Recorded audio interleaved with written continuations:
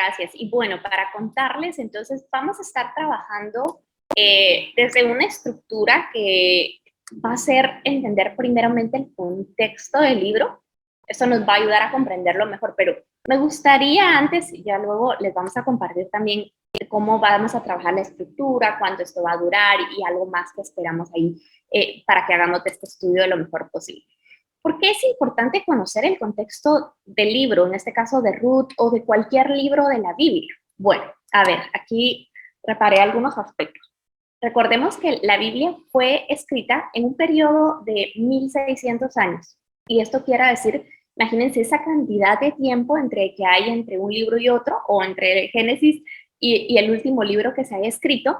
Quiere decir que hay muchísimo tiempo de por medio. A esto le podemos sumar que al menos hay 40 autores conocidos, humanos, ¿no? Que fueron escritores de los diferentes libros de la Biblia, y aquí tuvimos diferentes tipos de personas, ¿no? Desde personas con casi que podríamos decir doctorados, como el ejemplo de Pablo, pero también tuvimos algunas personas que cultivaban la tierra, apóstoles, pescadores. Entonces hay una diversidad enorme de personas que estuvieron en este proceso. Aquí algo que sí es súper importante saber, que siempre el autor principal de la Biblia es el Espíritu Santo, ¿verdad? Es Dios quien inspiró a estos hombres para que llegara a nosotros el mensaje que Él nos quería transmitir. Pero obviamente cada uno de esos hombres a los que Dios inspiró, pues le puso como su condimento, ¿verdad? Es como nosotras que podemos tener, dependiendo de nuestro contexto, de nuestra experiencia,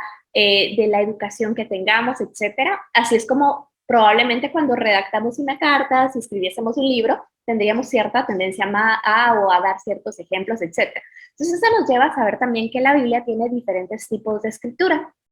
Sí, ahí encontramos de todo. Hay poesía, hay profecía, hay narrativo, que es más como cuando contamos una historia. A veces encontramos parábolas o comparativos, encontramos, bueno, podría ser un listado de tantas cosas, ¿no? Que son diferentes formas que nos ayudan también a saber por qué a veces tenemos que considerar esos aspectos para poder hacer una correcta interpretación. Porque obviamente, por ejemplo, una parábola o algo que hace referencia a simbolismo, no lo vamos a interpretar igual que algo que fue narrativo, que nos está contando, la historia fue tal cual, ¿verdad? Entonces, ese es un ejemplo de cosas que pueden hacernos ir a ver de diferente manera cómo lo vamos a interpretar. Y también porque, obviamente, por ese tiempo que tiene la Biblia, de tanto tiempo escrito, nuestro lenguaje ha cambiado. Sin ir tan lejos, si nos ponemos a pensar entre nuestras generaciones, no sé si les ha pasado que de repente escuchamos, yo por ejemplo escucho a veces a mi mamá y ella tiene algunas palabras que yo se las entiendo, pero que yo ya no las utilizo, por ejemplo, ¿verdad? Y yo uso palabras que ella no va a utilizar porque son más como de mi generación, y veo a los que son más jóvenes que yo, y ellos tienen hasta su propio lenguaje, porque el lenguaje va cambiando, va siendo modificado. Y no es lo mismo, por ejemplo, si yo hablo con personas que viven en Guatemala y las que vivimos en el extranjero, sabemos lo diferente que puede ser incluso un mismo idioma, la forma de hablar en diferentes lugares, ¿no? Entonces, esos cambios en el contexto de la cultura, del lenguaje, nos lleva a tener que buscar, ok, ¿qué era lo que estaba pasando en ese momento? ¿Cuáles eran sus costumbres? ¿Qué era lo que estaban viviendo? Para poder hacer una correcta interpretación y no sacar del el mensaje, que no tengamos una interpretación errada. Porque al final lo que buscamos cuando estamos estudiando la Biblia es entender cuál era ese mensaje que Dios estaba llevando a quienes, a esas personas en ese momento, como esos ejemplos tal vez, o esas imágenes o lo que se haya utilizado, les estaba hablando esa cultura y era claro para ellos, porque la Biblia siempre fue escrita para entenderla, ¿no? Dios quería dar un mensaje a la humanidad para poder entonces, teniendo claridad de cuál era ese mensaje central, ok, ya vemos cómo eso puede aplicar a nuestras vidas en nuestro contexto actual, ¿sí? Y entonces ahí es donde viene esa aplicación que le podemos dar. Esto es para hacer una interpretación sana de la escritura y no vernos, porque a veces por eso es que encontramos que de repente hay tantas posiciones tan diversas y algunas uno diría, oye, pero parece que hay contradicción, y en la Biblia nunca va a haber contradicción porque Dios no se contradice, ¿verdad? Y por eso es que lo importante es saber que quien le inspiró toda la Biblia, toda la palabra es Dios, ¿verdad? Él es el autor principal. Entonces, dicho sea esto, vamos a empezar esta sesión, nos vamos a centralizar en comprender ese contexto de Ruth, ¿verdad? Cómo ese contexto nos va a ayudar a entrar, porque lo que planteamos es luego trabajar alrededor de, vamos a trabajar con hoy incluido 6 semanas que nos permitan ir explorando, se los vamos a presentar en formatos de escenas, así que es como que fuésemos viendo una historia, una película que va a ir corriendo, pero necesitamos entender ese contexto porque hay algunas prácticas que de repente no entendemos, ¿verdad? Ok, ¿por qué se quitó la sandalia? ¿O por qué esto era tan relevante o no? Y que nos van a permitir también hacer un zoom en los temas más importantes del libro. Entonces, dicho sea esto, también otra cosa importante, a nosotros nos gusta que esto sea bien interactivo, tal vez hoy van a sentirlo como bastante más Scarlett y Tania hablando, pero siéntanse en la libertad, que si van teniendo dudas, pueden ir anotando sus preguntas en el chat, nos levantan la mano y siempre alguna de nosotros vamos a estar pendientes para ir viendo cómo las podemos resolver, comentarios. Obviamente sí vamos a tratar de ser breves porque somos bastantes en el estudio y si no, pues vamos a pasar 3 horas y sabemos que muchas también tienen tiempo limitado. Entonces, para no abusar del tiempo, vamos a ir distribuyendo ahí los comentarios, pero sí las preguntas pueden enviárnoslas o si en la semana también les van surgiendo, vayan pasándolas para que nosotras podamos luego irlas abordando en la medida que vamos revisando el libro. Entonces, ¿qué vamos a ver ahorita en el término del contenido? Vamos a ver quién fue el autor y la fecha de escritura del libro, más o menos para ponernos en contexto de por dónde estaba, quiénes eran los destinatarios o a quiénes iba dirigido este libro, qué tipo de escritura tenía, eso es el género literario para que nos permita entender, bueno, desde qué perspectiva vamos a hacer esa interpretación, cuál era el propósito del libro, ¿verdad? Porque ese mensaje central que tenía, el contexto ya más histórico de qué estaba pasando alrededor de la economía, puede ser economía, del contexto cultural, prácticas, costumbres, etcétera, y luego el bosquejo de cómo vamos a trabajar esas escenas. Entonces vamos, ahora les cedo la palabra a Tania. Muchas gracias, Scarlett. Vamos a ver entonces estos datos que son sumamente interesantes. Veamos acerca del autor y fecha de escritura.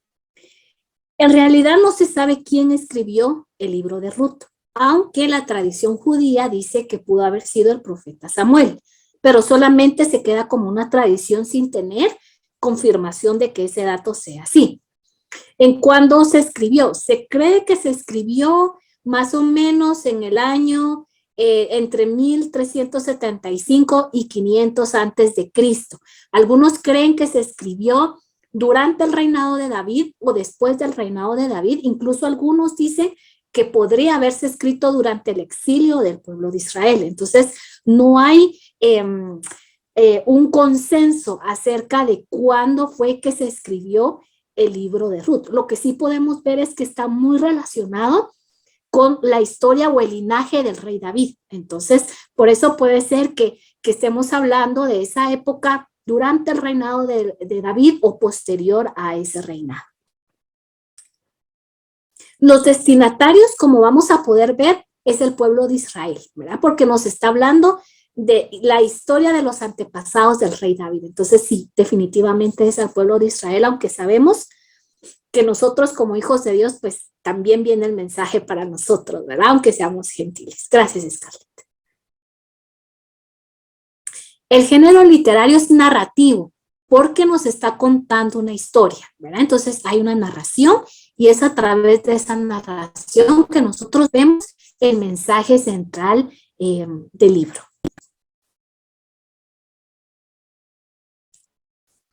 ¿Y cuál fue el propósito del libro? ¿Cuál era el mensaje que el autor quería transmitir? Bueno, encontramos varios mensajes que primero nos presentan el linaje de David.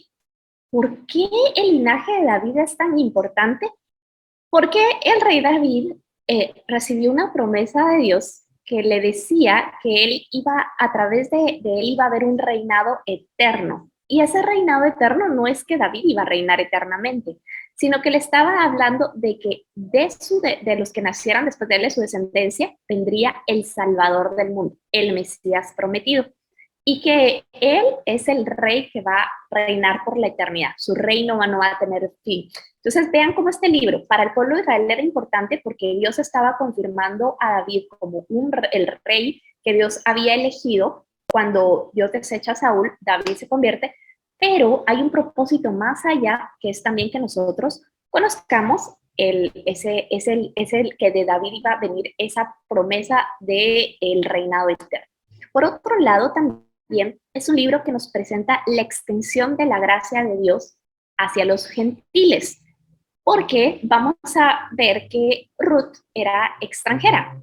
Y entonces, ¿qué contexto tienen los extranjeros? Ya lo vamos a ver más adelante, pero el hecho de que ella fuese extranjera en un pueblo que Dios había seleccionado como el pueblo de Israel, al que les había dado leyes especiales, les había prometido su protección y su bendición específico, cómo el pueblo de Israel tiene un rol importante acá para ser de bendición a las naciones, en el sentido de ser luz, de que el pueblo, a través del pueblo de Israel, todos los demás pueblos de la tierra pudiesen ver lo que es tener a Dios como su Dios, ¿verdad? Lo que es tener a Dios, estar en esa relación con Dios y de contar, porque contamos con esa bendición. Entonces, pero acá vemos también una lección misionera, y eso lo vamos a entrar a ver cuando veamos un poco más la figura de Noemí, cómo ella y su familia cumplen un rol misionero al ser de testimonio para una moabita que era una extranjera. Por el otro lado, también mostrar el cuidado providencial de Dios. Cómo Dios, a pesar de situaciones tan duras que ellas tuvieron que vivir, Dios siguió estando en cuidado de ellas y no dejó que ellas pues quedaran desamparadas, sino que a pesar de una situación difícil, Dios provee de situaciones, de personas que les permiten a ellas no solo garantizar su supervivencia, pero también de continuar con ese linaje que iba a venir más adelante, ¿no? Entonces, como una situación que podría parecer adversa, en realidad había un propósito mucho más grande que el que ellas se podían imaginar.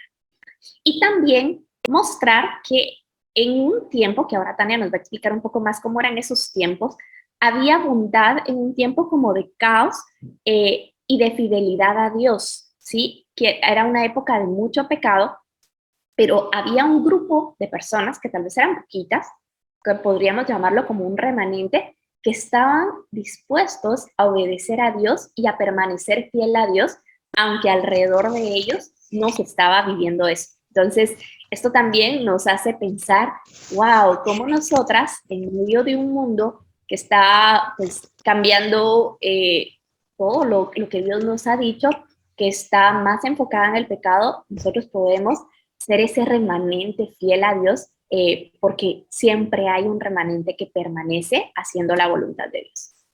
Pero esperen, que está el más importante, y es este, que aunque el autor terrenal tal vez no lo vio, Dios sí lo plasmó ahí, y es que el Espíritu Santo nos presenta una figura de redención, que ahí lo vemos como alguien pues las rescata a ellas, que se llama el Goel o el pariente redentor, pero que para nosotras como hijas de Dios, ese redentor es Jesucristo. Entonces estamos viendo ya una figura de cómo Jesucristo hace eso mismo, nos redime, nos rescata del pecado, nos rescata de la miseria que teníamos, de esa situación de condenación, porque había una situación de condenación, para darnos vida eterna y para cambiar completamente nuestra vida. Entonces, ahí también vamos, alguien por ahí puso en la expectativa, quiero ver cómo encontrar a Cristo en este libro, pues este libro nos habla sobre Jesús también. Gracias, Scarlett. Y bueno, vamos a ver un poco del contexto histórico en el cual está el libro de Ruth. ¿Qué es lo que estaba sucediendo en ese tiempo?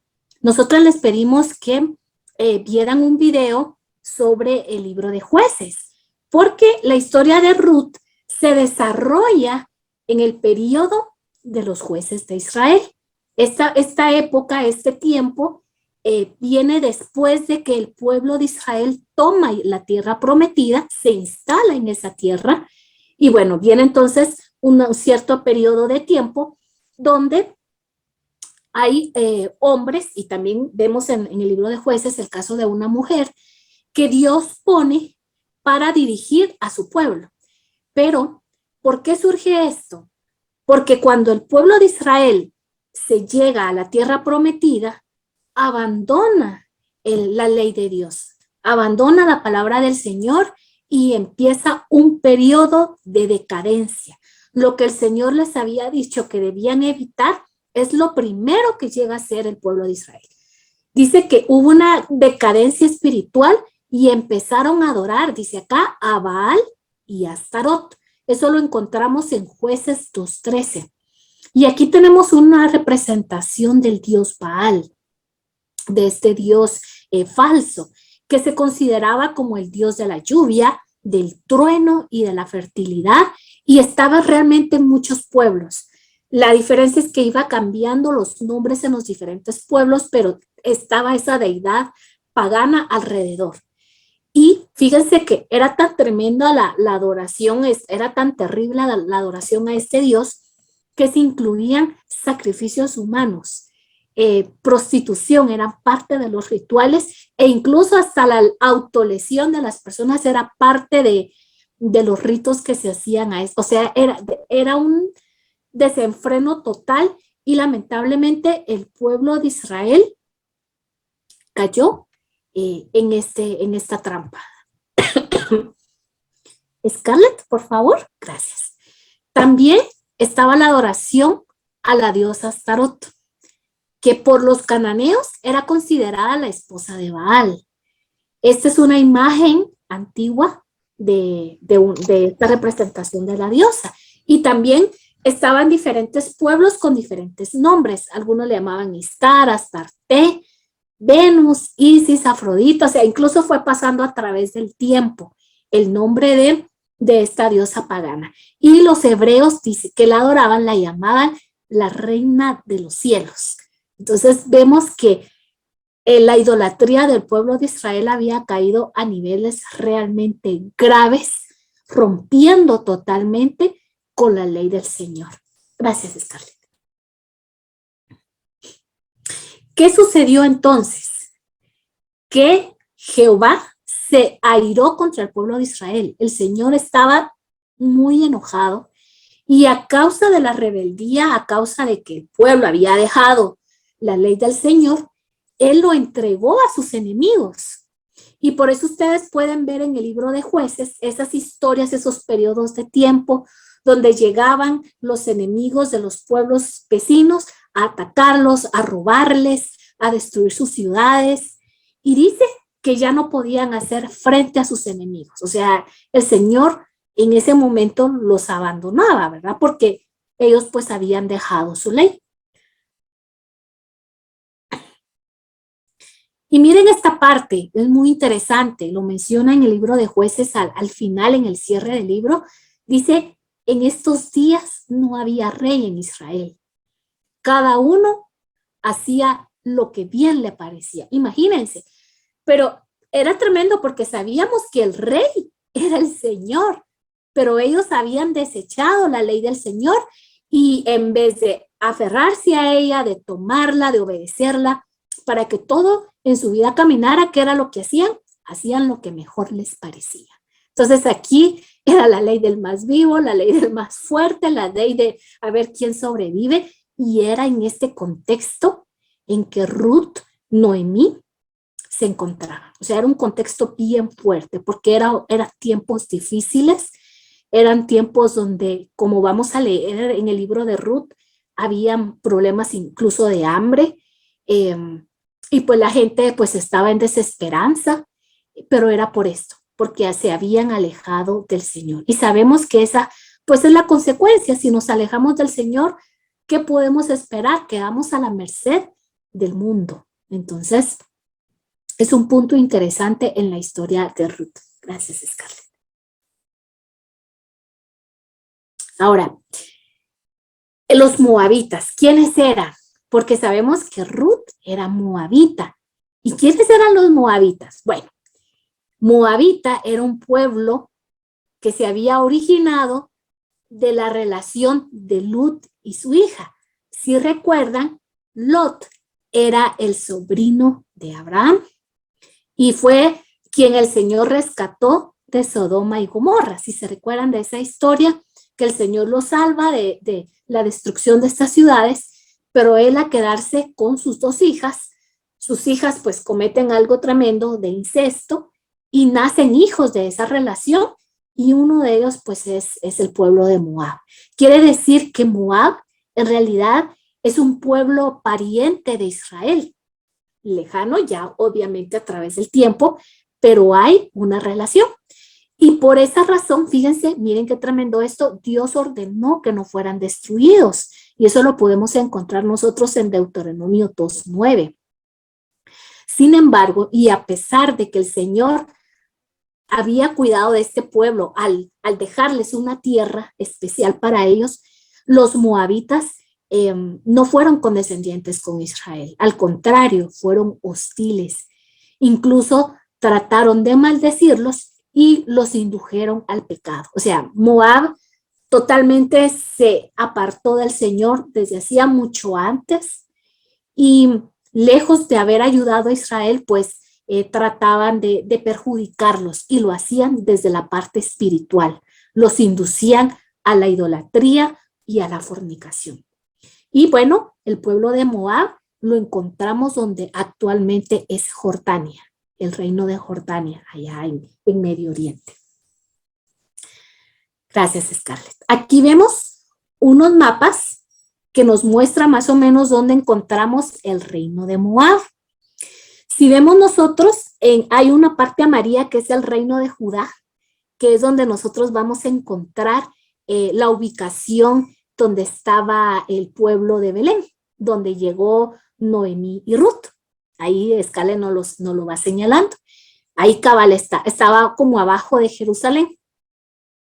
Al lado derecho estaba el Mar Muerto, y cruzando el Mar Muerto estaba el reino de Moab. Entonces podemos ver que relativamente pues estaban cerca. Por esa razón es probable que la familia de Noemí se mudó a Moab, porque pues estaba relativamente cerca. En el mapa que tenemos del lado derecho nos muestra la posible ruta que esta familia tomó para llegar al pueblo de Moab. Ellos subieron, pasaron por el río Jordán para llegar al reino de Moab. Entonces podemos ver que geográficamente pues estaban bastante cerca, y eso pues hizo que ellos pues migraran, ¿no?, a este reino donde en ese momento ellos pues encontraron pan por algún tiempo, esta familia. Gracias, Scarlett. Ahora, una historia bien interesante del reino de Moab es la conspiración de Balac y Balaam. Balac era un rey, era el rey de Moab. Pero este rey, lejos de bendecir a Israel, lo que quería era maldecirlo. Entonces le dice a Balaam, que era un profeta, pero un profeta pagano, ¿no?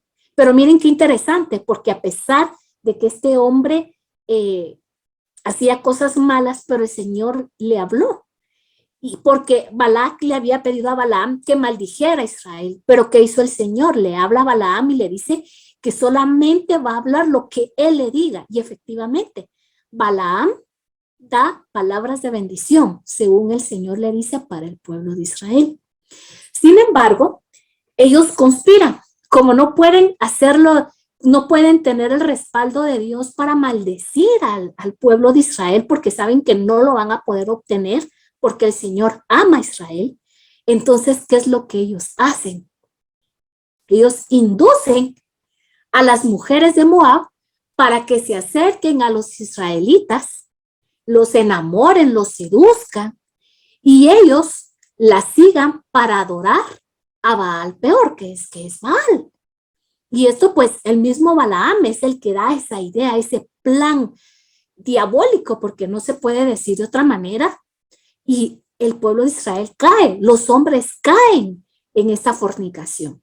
¿Y qué sucede? Sucede una cosa tremenda, porque Dios ordena matar a todos a los que habían pecado. Entonces cayó ese castigo sobre el pueblo de Israel por haber cedido a la tentación del pueblo de Moab. Entonces podemos ver que había una relación muy particular entre el pueblo de Israel y Moab por el hecho de ser parientes. Lamentablemente, en vez de unirse para juntos adorar al Señor, hicieron lo contrario, ¿no? Le dieron la espalda al Señor a pesar de las promesas que tenían y pues hicieron muchas cosas indebidas que pues trajo castigo, ¿no? Hubo consecuencias a raíz de eso. Gracias, Scarlett. Bueno, y precisamente por eso es que estamos entendiendo un poco el contexto cuando vimos el propósito del libro, porque ya ven cómo, entonces, y es importante entender de dónde venía Ruth, cómo Ruth se vuelve a Dios, cuál era ese contexto, porque normalmente era que Moab se jalaba más a Israel que los israelitas jalarse a Moab hacia un lado, ¿no? Entonces, veamos, ¿qué pasaba también en términos de la agricultura y alimentación? Habían muchas hambrunas, era muy normal.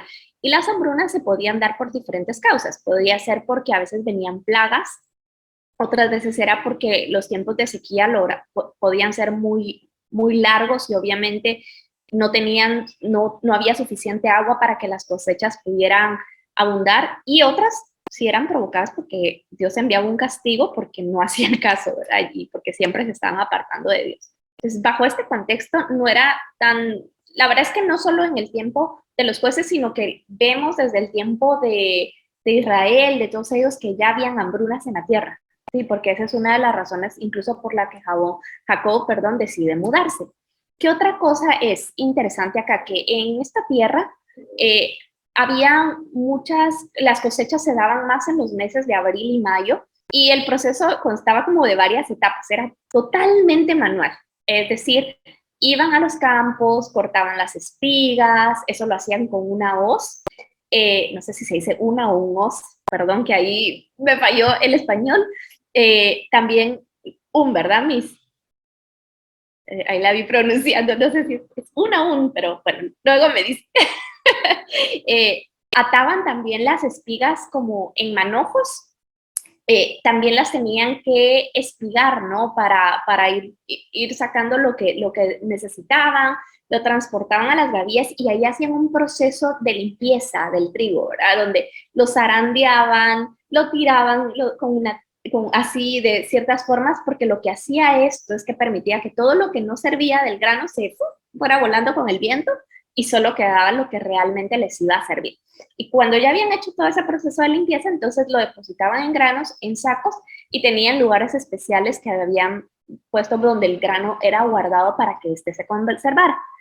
Vamos a ver que este proceso es bien importante porque la historia, hay una de las escenas que la vamos a ver que es en los campos, y que esto es algo que Dios permite que pase en la vida de Ruth precisamente para cuidar de ella, de Noemí, y cumplir ese propósito que tenía con ellas.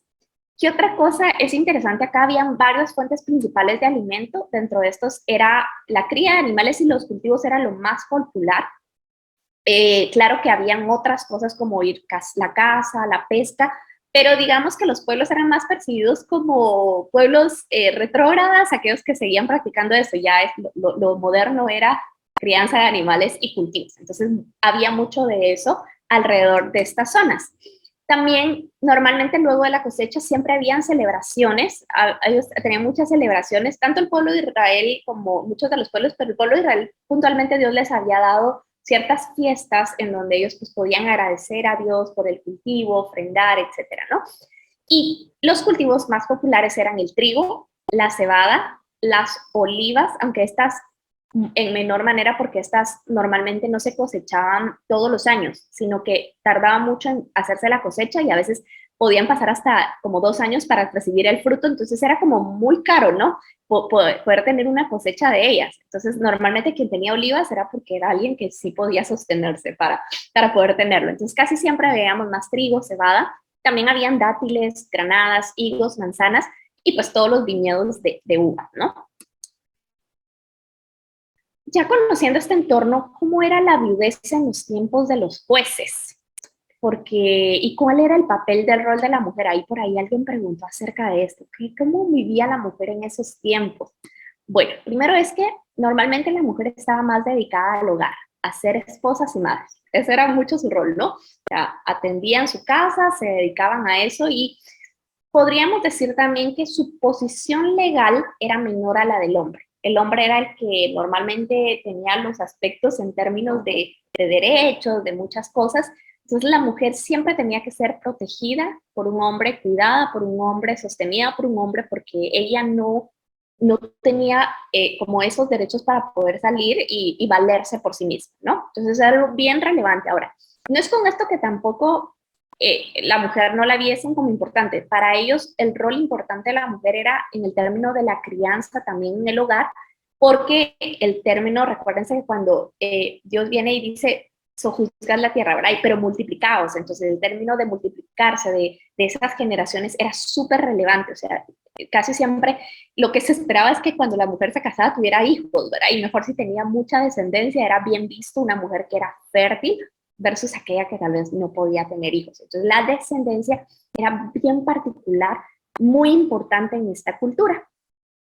¿Qué pasaba con las viudas? Como precisamente por esa posición legal menor que tenía y que dependían netamente de que un hombre fuese el que velara por ellas en todos los aspectos, las viudas no tenían ni protección económica, ni legal, ni física de los hombres. O sea, casi que como que quedar viuda en esa época era quedar desamparada, muy a un nivel similar de un huérfano, ¿sí?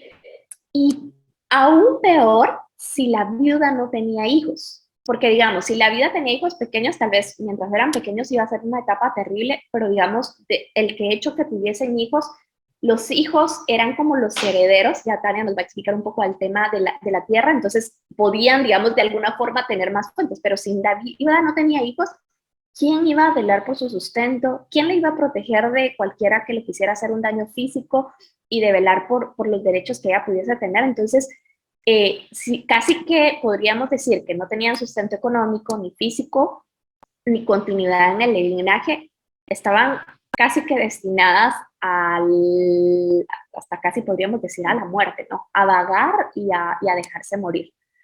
No tenían tampoco un sustento para cuando llegasen a la vejez. Entonces, habían algunas esperanzas que ellas tenían. Uno era el levirato.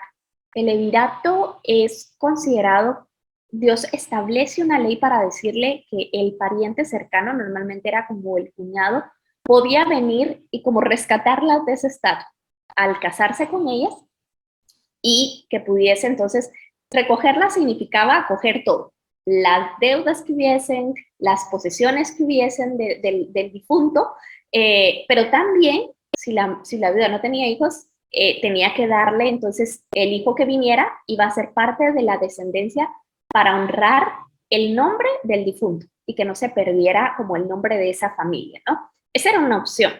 Otra opción también es Dios en su infinita misericordia, y por eso es que este libro, y también esto lo podemos ver en Levítico, en Deuteronomio, en todos estos libros, en su ley, Dios siempre es un Dios justo, y él sabía que en medio de una humanidad llena de pecado, iban a haber pobres, iban a haber huérfanos, iban a haber viudas, y él se preocupa tanto que se asegura dejar en la ley que se contemplara un diezmo especial precisamente para los viudas, huérfanos, extranjeros y personas pobres de la ciudad. Entonces, esta era una de sus esperanzas. El tema que tenemos acá es que recuérdense en qué torno estábamos. No había, dice, no había rey y cada quien hacía lo que quería. Entonces, mucha de esta ley que ellos sabían que tenían que cumplir no se estaba cumpliendo. Y ahí es donde es una época que se vuelve crítica.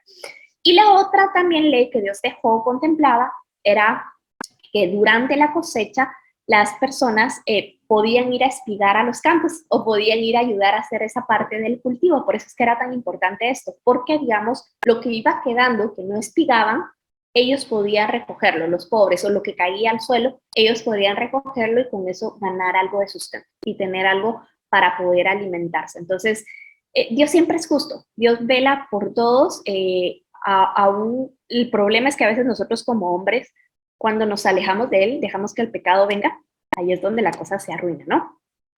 Aquí algunos versículos, yo les invito a que se traten de leerlos si pueden ahí en su casa, pero para que no hable solo yo, hoy sí voy a invitar a alguien que me ayude a leer este texto bíblico, por favor. ¿Quién quiere leer?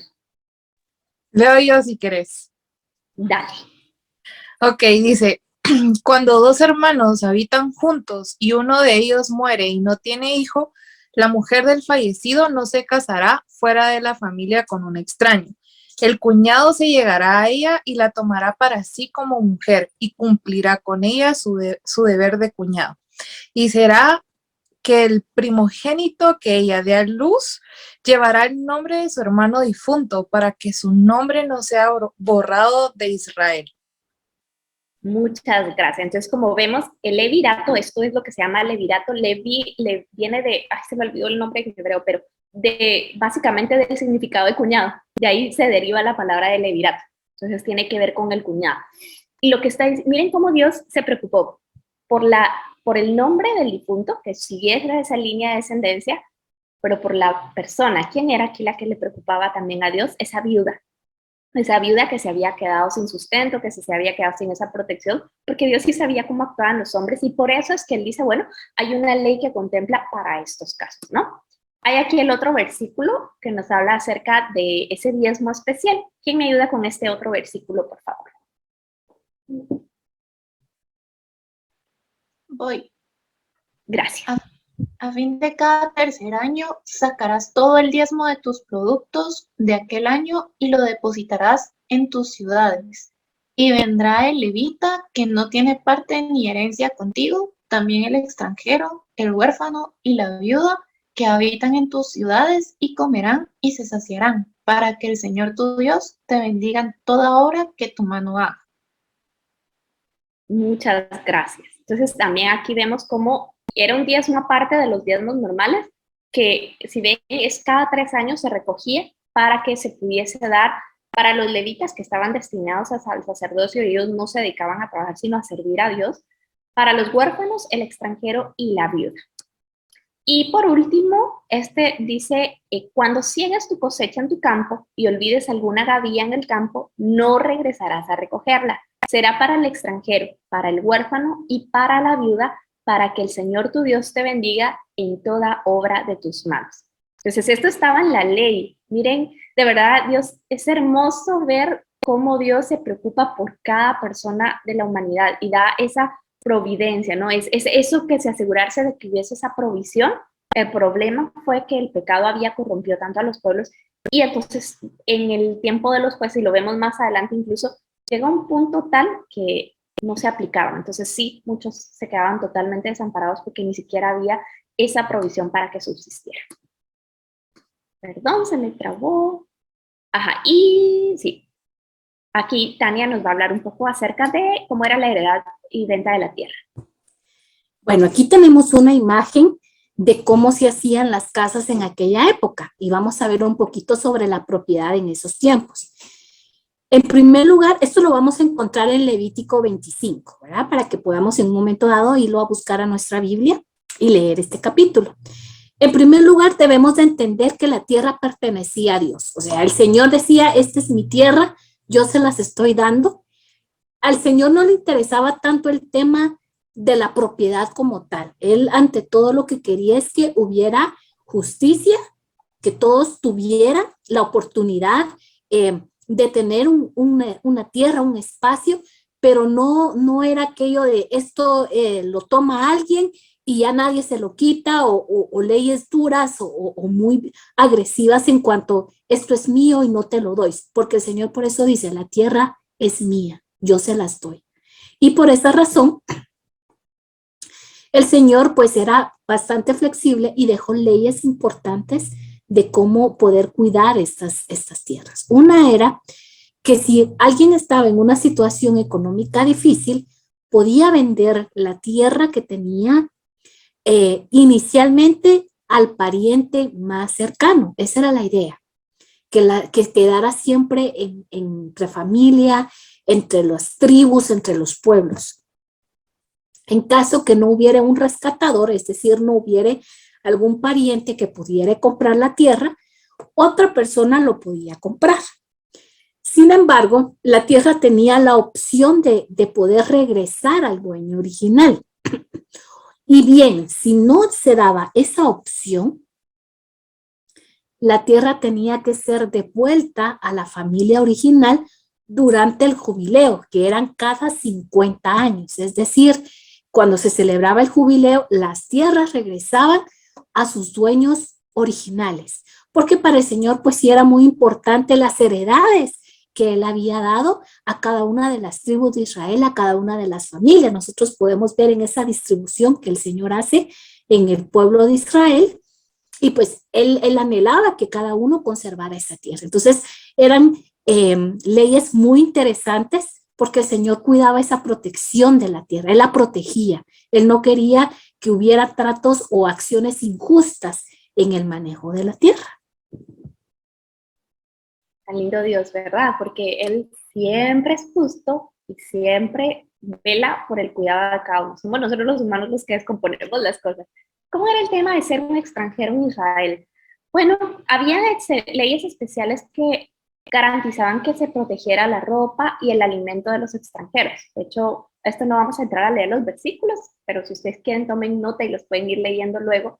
La idea era que si no se le quitara el vestido ni el alimento, porque eso sí, o sea, para Dios siempre el tema de conservar la vida ha sido primordial, ¿no? Él vela siempre por la vida de las personas. Lo otro es, poseían ciertos derechos judiciales, y esto los podemos ver en Deuteronomio, que les permitían tener precisamente ciertos derechos como para garantizar también su subsistencia a pesar de que él era un extranjero, ¿verdad? Ellos podían adorar a Dios y debían guardar el día de reposo. Dios sí lo permitía, pero sí el extranjero tenía que ganar un condicional, y es que tenía que volverse también a Dios, ¿verdad? Debía, para ser considerado incluso, hasta porque sí podían llegar a formar parte del pueblo, pero tenían que hacerse tal cual como un judío y cumplir con la ley de Dios y adorar a Dios, etc. Entonces, aquí vemos parte del propósito de Dios con el pueblo de Israel, porque Dios selecciona a Israel porque le dice, yo voy a ser tu Dios, yo te voy a cuidar, yo te voy a bendecir, yo voy a estar contigo y todo, pero lo que Dios quería era que el resto de las naciones, a través de ese testimonio que Israel daba y de ver la relación de Israel con Dios, conocieran también a Dios y fuese su Dios. Entonces, por eso es que Dios nunca rechazaba al extranjero. Sí le pone ciertos límites, pero también le da oportunidades. Entre las cosas interesantes, una de las celebraciones súper importantes para los judíos era el celebrar la Pascua. Y los extranjeros podían celebrar la Pascua también y ofrecer sacrificios siempre y cuando cumplieran con las condiciones. Entonces ahí hay algunos versículos que pueden explorar. Entonces, sí puede ser que si el extranjero no se adaptaba, entonces iban a ver un extranjero que no le iba tan bien. Y hay uno de estos versículos que le dice, recuérdate que tú también fuiste extranjero en tierra lejana. Entonces, el pueblo de Israel sabía lo que era ser extranjero, lo había vivido cuando estuvieron en Egipto. Por eso es que Dios quería que también ellos, de esa manera, ellos sabían lo que era haber sido tratado por otro pueblo y lo que se siente ser un extranjero, que fuesen justos en su trato con ellos también. Muy bien. Hasta aquí, ¿cómo vamos? Denme una manita, pongan un comentario, tal vez escriban ahí cuál es el dato más curioso. Ya estamos casi por finalizar y les vamos a presentar cómo vamos a estudiar, porque queremos que ahora que ya tienen este contexto, le vuelvan a dar una revisada al libro de Ruth. Si no lo han leído, las invitamos a leerlo completo. Si ya lo leyeron, denle otra leída, porque lo vamos a ver a los ojos de todo lo que acabamos de ver, nos va a permitir entender mejor lo que estaba y qué aspectos importantes llaman su atención. ¿Sí? Vamos a ver si llega ahí por ahí algún comentario. Tania, tú me vas diciendo. Mientras les presento entonces cómo vamos a explorar esta historia a lo largo de estas semanas. Bueno, queremos presentar los 4 escenas, así que pueden tomar sus poporopos, pueden tomar ahí todo para que nos disfruten. De verdad que es una historia que es de esas pocas historias. No, yo sé que las mujeres nos enamoramos, ay, que el amor Disney y lo que sea, ¿no? Pero aquí tenemos una historia real de amor que nos presenta una trama de extremo caos, de muchas cosas, pero que tiene un final feliz al final, ¿no? Y este sí es un verdadero final feliz. Así que por eso les digo que lo vamos a ver desde esa perspectiva. Y la primera escena que vamos a ver se va a referir a Moab. que yo no les voy a decir más, solo les voy a decir que la vamos a basar en estos capítulos que va a ir capítulo 1, del versículo 1 al 22. Así que en Moab pasa algo. Ya veremos qué pasa durante el tiempo de Moab. La segunda escena se va a mudar a los campos de Belén. Y esta escena va a estar basada en el capítulo 2, del 1 al 23. Y luego no se quedan en los campos de Belén, sino que estas mujeres también se mueven y se van a la era de Booz. Y en la era de Booz, esto sucede en el capítulo 3, de los versículos 1 al 18. Y por último tendremos nuestra escena de cierre, y esto se da en la ciudad de Belén. Y en la ciudad de Belén, esto lo vamos a ver en el capítulo 4, de los versículos 1 al 22. Entonces, como ven, bien lo dijo Tania, es un libro súper cortito, pero que nos deja mucho, mucho, mucho que aprender. Entonces, las invitamos a que para la próxima semana, como es cortito, se tomen el tiempo, aprovechen el fin de semana. Es mejor si uno se lo hace sentar en una leída, y este libro como lo cautiva tanto a uno no quiere parar, ¿verdad? Así que dense toda la leída, anoten ahí preguntas, aspectos como, esto me llamó la atención, esto lo considero, porque lo vamos a ir comentando en las próximas sesiones.